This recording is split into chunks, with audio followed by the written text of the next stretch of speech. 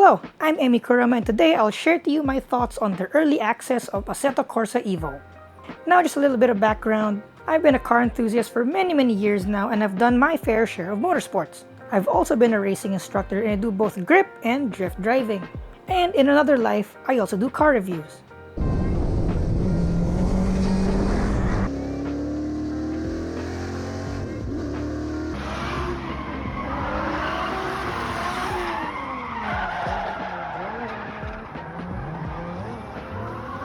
And shameless plug, I'm also in the process of making a comprehensive drifting 101 video right here on this channel.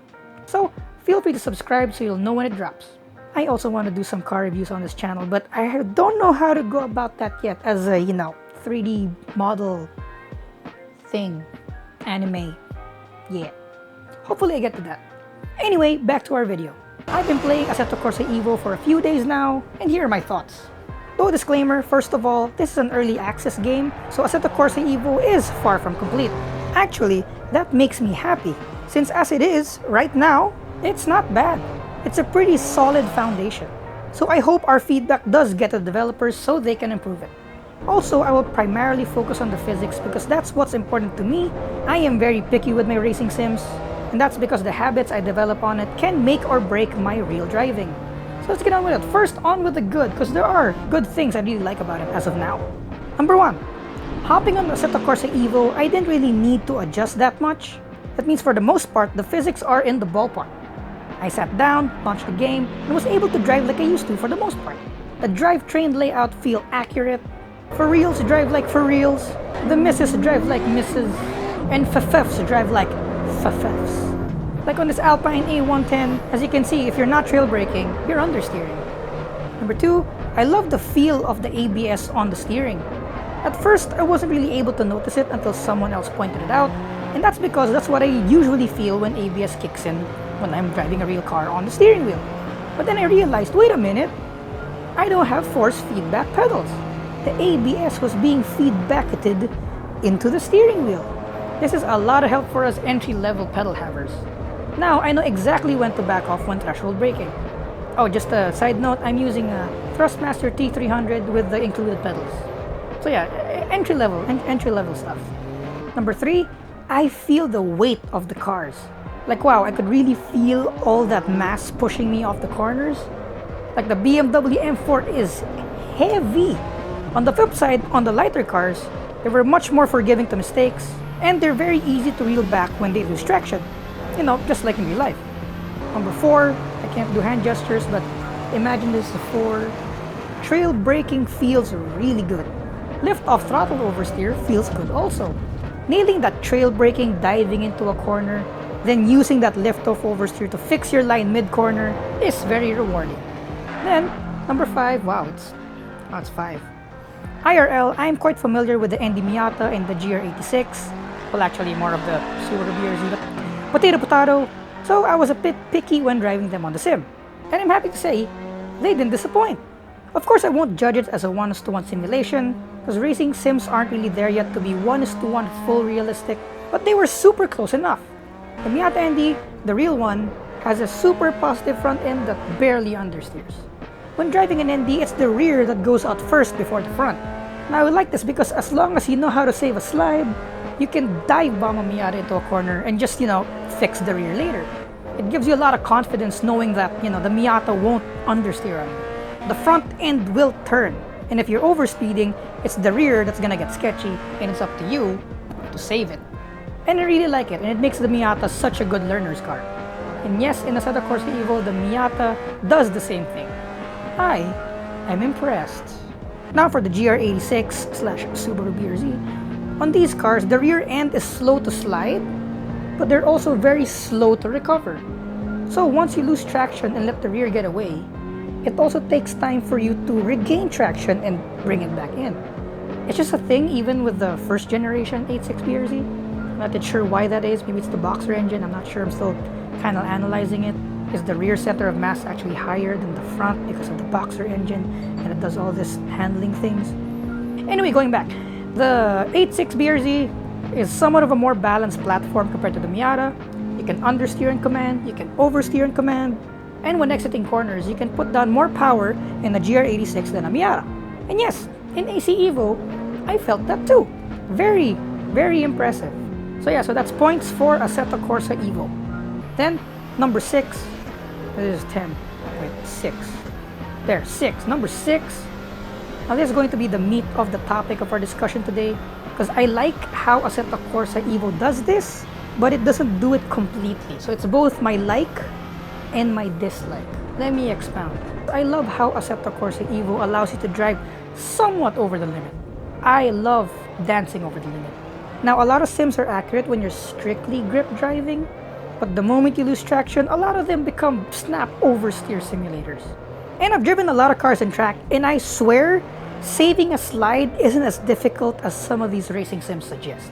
So I'm happy, to a certain extent, that AC Evo is allowing us to properly dance when chasing that lap time. Because you know, as race car drivers, especially IRL, the limit is changing all the time, depending on the track conditions, your tire temperatures, your tire wear, how much gas you have.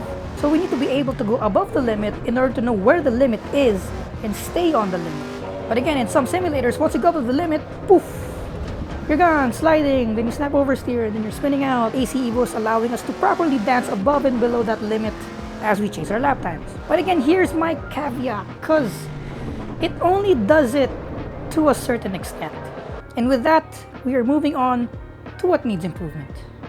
Actually, number 1 on what needs improvement, I'm gonna stray away from the topic for a bit. Do you guys see the traction button down there? The traction control button? It's right there. I can move the gauge, but I can't click it to change it.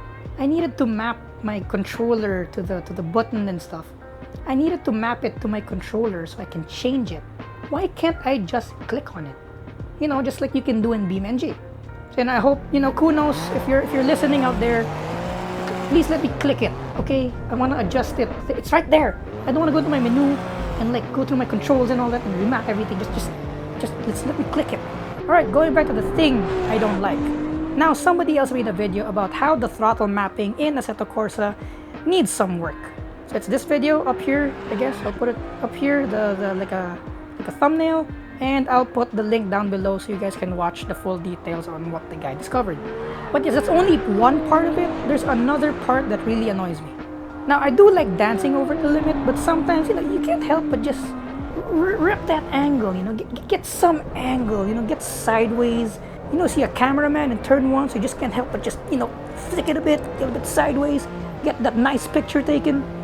Well, in Assetto Corsa Evo, for some odd reason, once you're above a certain threshold, above the limit, the physics do get a little bit wonky. Now, in fairness, a lot of other sims do that as well. But come on, it's 2025. We gotta up our racing simulator games. I'm pretty sure they can fix this already by this time. It's something I'd like to call like an angle of no return, like a certain level above the grip limit, and all the physics just, you know, suddenly aren't physicsing anymore. So I drove around some more to try to narrow down why this is so. So what I noticed, above a certain level above the limit, using the throttle to shift the weight back to get more traction in the rear just stops working at some point. I mean, we do use this dynamic a lot, especially for rear-wheel drive cars. When we exit corners, we slowly apply the throttle, load up the rear end, and as the rear weight transfers, we put more throttle so we can rock it out. Now, when you're just slightly above the limit, it does work. Like in the S2000, when I throttle, the front does start to understeer a bit. Great, that's great. But then at bigger angles, it stops working altogether. I'm forced to let off the gas completely and just wait for that slide to end, when normally, I'd, you know, keep like a maintenance throttle just to keep the weight at the back, slowly get the rear gripping again. So it doesn't feel nice that, you know, I need to kill so much momentum just to like save this slide, when IRL I could, you know, I could save it in a way that's not this destructive to my lap time. And just because of that, I kind of stopped playing on the Assetto Corsa Evo, because I might carry that, you know, that habit of when I get to a certain angle, instead of trying to save it to the throttle, I just lift off. That's because I'm, you know, that's the muscle memory the game gives me. But yeah. So maybe it's the throttle map that that guy talked about. Maybe when I'm doing maintenance throttle, the power is actually increasing. So even if I just want to keep the power constant, even though my pedal is constant, the power in the power graph is increasing, as he's explained. Maybe it's that. I feel like it's just a part of it, but it's not totally just the reason. So yeah, I hope they fix that. Hey guys, time out, time out, time out. This is Emmy from While I'm Editing the Video, and I think I figured out what I'm trying to say. But I am not too sure, so feel free to correct me if I'm wrong, because I'm not an engineer. I just look at engineering stuff, but I'm not entirely qualified to do this. But this theory of mine coincides with what I feel, so I'm gonna stick with it. But again, feel free to bash me if I'm wrong. You guys have heard of slip angle when it comes to tires, right? There's a certain slip angle where the tire produces its most optimal grip. So for example, your tire is rolling in this direction, of course, but the road is going in this direction. There's a certain angle at which the tire produces maximum grip. So your contact patch when you're turning actually looks kind of like, oh my god, it's so bad. So your tire is going like that, but the road is. You know what? I'm just gonna put like a picture from Google. I'm just gonna credit down below where I got the picture from. But yeah, this is what slip angle, whatever tire looks like, and yes, there's a certain amount of slip angle that the tire is most efficient. Now, if you're gonna plot that into a graph, it's gonna look like this. This is your grip, and this is your angle. Now, your grip to slip angle will look like this normally on a tire. Now, I'm not sure if this is all the way to 90 degrees, but then I've seen graphs that go up as high as like 20 degrees on these things. And it kind of makes sense, because even if your tire... Wait, where do I draw this here on top of my head? Because imagine, even if your tire is 90 degrees in relation to the road and it's skidding, it's not like you're on ice, right? This is still rubber. It's soft rubber. And it's still there's a still coefficient of friction on it. So even if it's at 90 degrees, it's still going to produce traction, right? That even if you taper off into 90 degrees, you will still have grip. Compared to a tire that's rolling perfectly straight in relation to the road, which is here, right? There's no grip, there's no lateral grip because the tire's rolling with the road. So there's a certain slip angle where the tire produces most cornering force. And as drivers, when we hunt for this maximum grip, we tend to overshoot over here, realize, oh no, I've put too much steering angle, the grip is going away. So we tend to go back, overshoot again over here, and be like, okay, that's too much correction, and then we go back over here, and then we keep on shuffling so we can get to that maximum grip threshold. But as you get better and better as a driver, you need less and less what do you call this? Range? Can you call it range? Yeah. So like an amateur driver would play within this range, but a more experienced driver will have his range smaller and smaller as he gets better, right? And this is actually reflected in lap times a lot, because the more variance you have, the more time you spend on areas with less grip, versus when you're a pro and you're really good at it, you're playing just with this. So on average, your tires have more grip. Anyway, this is becoming a slip angle topic. Going back to Assetto Corsa Evo, right? So when your tire begins to slide, when you have a certain amount of slip angle, there's a point where, the tires will still grip. There's gonna be bite, and that's the forward bite that I'm looking for. That when I put the throttle on, there's still gonna be bite, even though you have a lot of slip angle, and weight transfer will still happen, and the rear will still dig, increasing rear traction. This is what I'm looking for.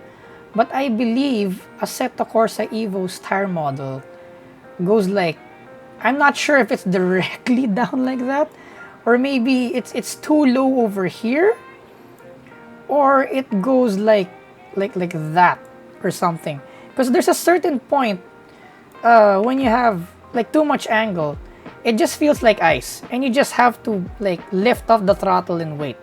So I think the tire model is the problem. Again, I'm not a game developer, nor am I an engineer. So please correct me if I'm wrong. If I'm horribly wrong, please correct me. I'll make a apology video, if ever. But yes, my conclusion is I believe we need to update the tire model. But yes, please, please, please. I want this. I want this. So right, back to the video. Now I would like to reiterate, AC Evo is still early access. This is far from the full game. And I'm actually glad they released it so, you know, we can try to give them feedback while they're still developing it. I am not bashing on them just to hate them. On the contrary, I'm super duper excited about this game and what it has to offer to us car people.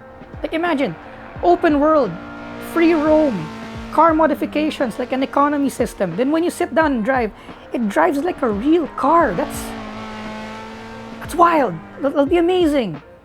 Maybe I won't go out anymore real life. I'll just stay in Assetto Corsa all day, driving my virtual car as a virtual 3D anime thing. I am making this complaint video out of love in hopes that AC Evo will be the driving sim of the future.